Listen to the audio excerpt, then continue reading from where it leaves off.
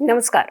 जय माता दी। मैं हूँ आपकी अपनी लाइफ डिजाइनर जीतू आचार्य। कर्क राशि की बात करते हैं, कैंसेरियन की बात करते हैं और ये जोडिएक की 4th यानी 4 नंबर की राशि है। आपकी अगर कर्क राशि है तो आपके लिए ये बदलाव जो कि शनि देव का होने जा रहा है 29 मार्च को होने जा रहा है। और शनि कहाँ से निकलेंगे? अपनी कुंभ राशि से, यानी मूल त्रिकोण राशि से जाएंगे वो सीधा सीधा मीन राशि में, यानी गुरुदेव की राशि में चले जाएंगे। तो ये बदलाव आपको क्या देगा? आपको क्या इंडिकेट कर रहा है कि आपको क्या चीजें जरूर करनी है इस बार, और अगर नहीं की तो क्या होगा, और अगर कर ली तो क्या होगा? देखिए, कोई भी कार्य हम करते हैं तो हमेशा सफलता की तरफ चलते हैं। जब नहीं करेंगे तो फिर हाथ पे हाथ धरे रह के हम इंतजार तो नहीं कर सकते ना उपलब्धियों का, अपॉर्चुनिटीज का। तो कार्य तो करना ही पड़ता है ना। कर्म प्रधान भी है शनि और कर्म फलदाता भी है शनि।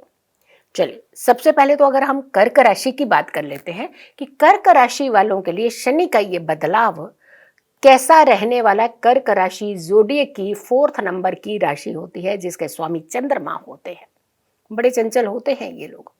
लेकिन वहीं अगर आपको एग्जैक्टली अपनी डेट ऑफ बर्थ नहीं मालूम है तो आप नाम अक्षर से भी अपनी राशि को जान सकते हैं।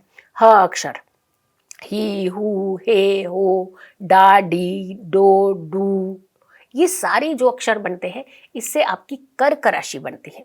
तो कर्क राशि वालों के लिए शनि का ये बदलाव कैसा रहने वाला है, किस तरीके की अपॉर्चुनिटीज देने वाला है। सबसे पहले तो आप ये देखिएगा कि चांदी के पाए के साथ आएगा ये बदलाव आपके लिए, यानी आपको तो कुछ ना कुछ बेनिफिट देता हुआ नजर आ रहा है जो कि चांदी का पाया कह रहा है।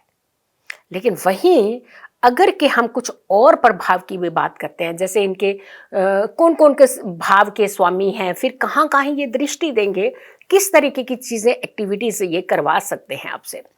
आपके लिए ये सप्तम और अष्टम भाव के स्वामी है और आप अब ये जो गोचर है आपके नवम भाव में होगा, यानी सप्तम भाव, अष्टम भाव और नवम भाव। अब ये 3 बड़े इंपॉर्टेंट भाव है। सप्तम आपका पार्टनर है, लाइफ पार्टनर भी है।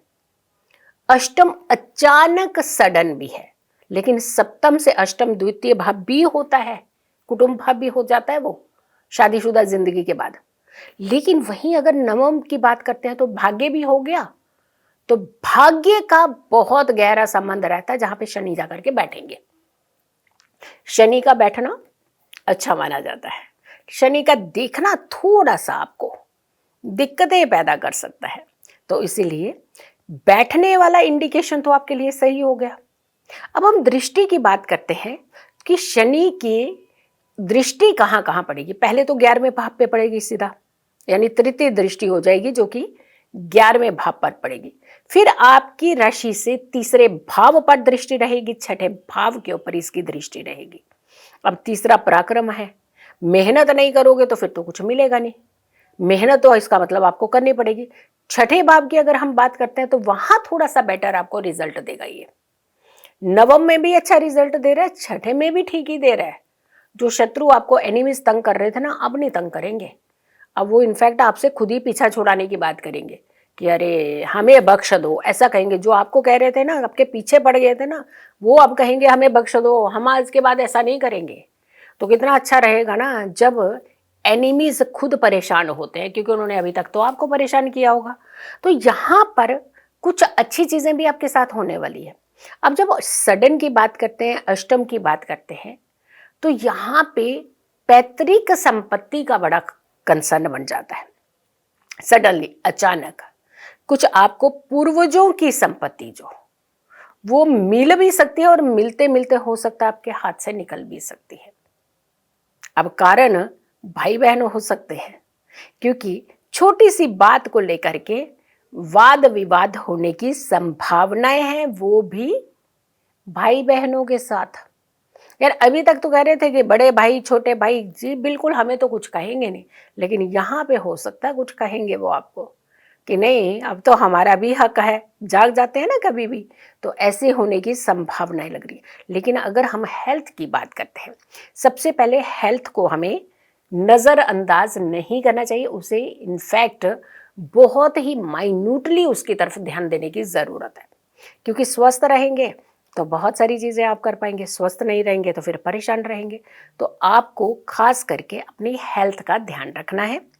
फिर आती है बात पारिवारिक संबंध की, आपके करियर की, आपके काम की। तो रिश्तों को लेकर के अगर हम बात करते हैं तो रिश्तों में थोड़ा सा अगर आप इंक्लिनेशन अपना करें, यानी जैसे क्या होता है कि बहुत बार घरों के अंदर कुछ इवेंट होते हैं, कुछ त्योहार पर्व इकट्ठे मनाते हैं सब, लेकिन आप खिसक जाते हैं कि मेरे पास टाइम नहीं है। हो सकता है टाइम नहीं है, या फिर कई बार तो कहते हैं टाइम नहीं है, और कई बार आप इग्नोर करते हैं अपने रिश्तों को। और जब फिर आपको जरूरत पड़ेगी तो वो भी तो आपको इग्नोर करेंगे ना। तो रिश्तों में जाना शुरू करिए, आप समय बिताइए उनके साथ, क्योंकि कहीं ना कहीं आपको रिश्तों के माध्यम से फायदा होता हुआ नजर आ रहा है। और वहीं अगर के हम करियर की बात करते हैं तो करियर को लेकर के थोड़ा सा आपको अटेंटिव तो रहना है, लेकिन वहीं अगर आप चाहते हैं कुछ इन्वेस्टमेंट करना तो इन्वेस्टमेंट के लिए ये समय आपका बेहतर हो सकता है, क्योंकि शनि का ये जो बदलाव है ये आपको धन का यानी जमा धन का फायदा दिलाता हुआ नजर आ रहा है। तो आप चाहें तो अपने इन्वेस्टमेंट प्लान जो है वो कर सकते हैं। आप किसी के साथ मिलकर भी कार्य कर सकते हैं, क्योंकि सप्तम अष्टम और नवम का ये संबंध बन रहा है, यानी सप्तम भाव को ये फायदा देता हुआ नजर आ रहा है, क्योंकि भाग्य साथ के साथ भी इसका कंसर्न, सप्तम का कंसर्न सीधा जब भाग्य स्थान के साथ बने तो आपको कुछ ना कुछ एक बेनिफिट देता हुआ नजर आ रहा है। तो आपको अपनी फाइनेंशियल कंडीशन सुधारने का बहुत अच्छा मौका मिल सकता है। तो यहाँ पे आपने लथार्जिक नहीं होना है, आलस नहीं करना है, क्योंकि आलस करेंगे तो फिर तो आपके हाथ से चीजें निकलेंगी ना।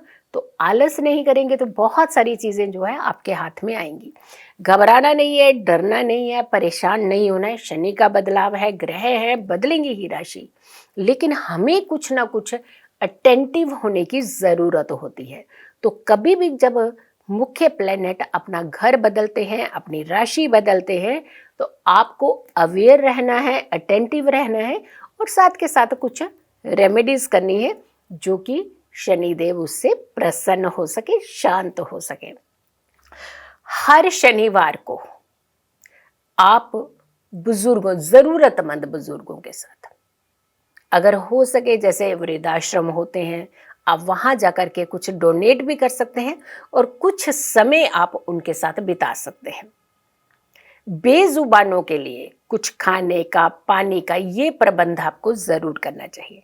इनफैक्ट अगर आप खुद सेवा नहीं कर पाते हैं, कि बेजुबान जो है कई बार बीमार पड़ जाते हैं, डॉग्स हैं, कैट्स हैं, कई सारे हमारे ऐसे पशु पक्षी हैं जो कई बार बीमार हालत में आप उन्हें देखते हैं, स्वयं नहीं कर सकते हैं, लेकिन आजकल तो हेल्पलाइन नंबर मिलते हैं ना, तो आप कॉल करिए, आप उनको सेवा प्रदान करिए, कुछ मनी डोनेट कर दीजिए, एटलीस्ट उसकी जान बच सके, एटलीस्ट आप उसे ठीक होने में थोड़ा सहयोग कर सकते। ये कर्म जो है ना, ये आपको बहुत बड़ा फायदा देने वाले हैं। तो आपने इस तरीके के कर्म इस बार जरूर करने हैं, ताकि आपको खूब सारा फायदा मिले। आपके साथ साथ आपके पूरे परिवार के सदस्यों को फायदा मिलेगा, क्योंकि आप बेनिफिट में रहेंगे तो परिवार के सारे सदस्य जो है वो भी बहुत खुश रहेंगे। तो आपने ये सहयोग इस बार जरूर करना है। सो वीडियो को बहुत सारे लोगों को जरूर शेयर कीजिएगा।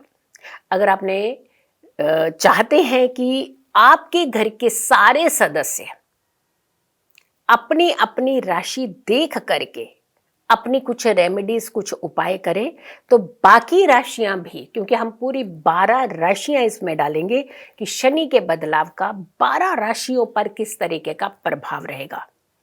ऑलरेडी हम 3 राशियां डाल चुके हैं, मिथुन राशि तक हम कर चुके हैं, ये कर्क राशि है, और हमारी अगली राशि जो होगी वो सिंह राशि होगी। तो सिंह राशि वालों के लिए शनि का ये बदलाव कैसा रहेगा, तो इंतजार करिए हमारी अगली राशि का। तब तक के लिए नमस्कार, जय माता दी।